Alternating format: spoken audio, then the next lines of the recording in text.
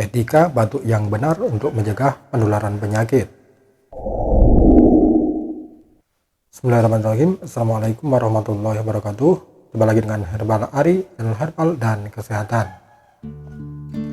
Kali ini ada etika batuk yang benar untuk mencegah penularan penyakit.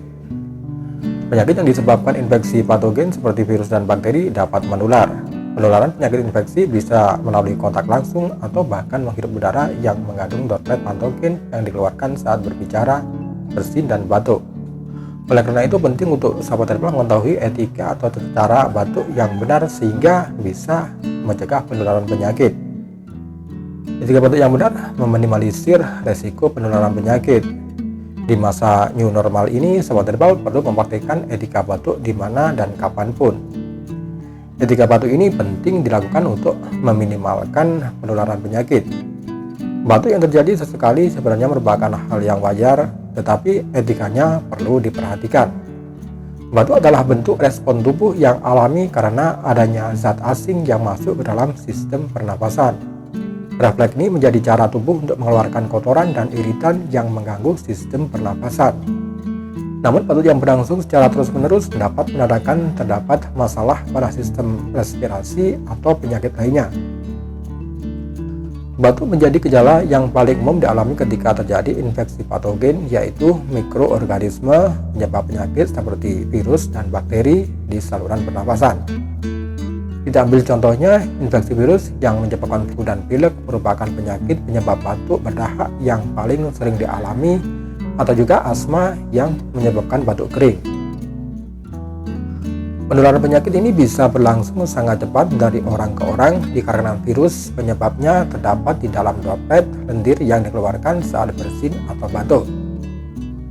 Jika penyebaran droplet virus bisa dibatasi, transmisi penyakit juga bisa ikut diminimalisir.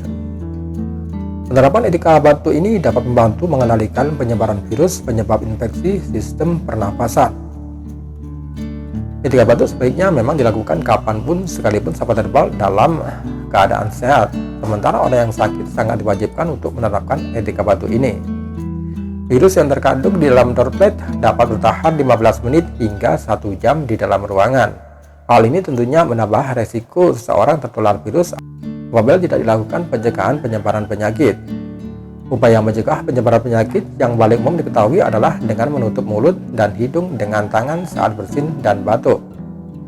Menghalangi droplet tersebar luas dengan cara menutup mulut dan hidung memang tepat, namun menggunakan telapak tangan pun sahabat herbal bisa menyebarkan patogen lewat sentuhan.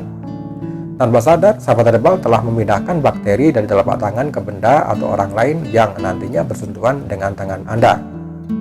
Penggunaan sapu tangan untuk menutup batuk juga tidak tepat.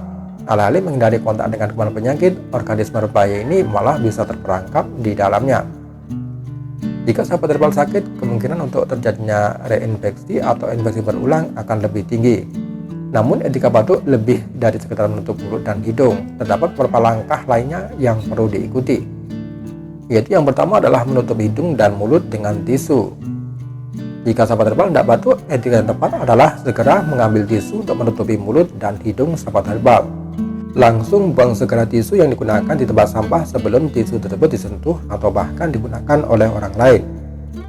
Batuk itu sendiri merupakan refleks yang terkadang sulit dikontrol. Ada kalanya sahabat herbal mau batuk tetapi tidak sempat mengambil tisu untuk menutup hidung dan mulut. Maka sahabat herbal bisa batuk pada bagian lengan atas sahabat herbal, jangan pada telapak tangan. Bagian lengan atas merupakan bagian yang jarang berkontak dengan benda, misalnya adalah gagang pintu, alat makan, atau telepon, atau melakukan sentuhan fisik seperti saat jabat tangan dengan orang lain. Kemudian yang kedua adalah menjaga jarak dengan orang lain. Ketika batuk, jangan lupa untuk memalingkan wajah sahabat herbal menjauhi orang-orang sekitar. Etika batuk seperti ini dilakukan untuk memastikan tidak ada cipratan droplet yang mengenai tubuh atau wajah orang lain.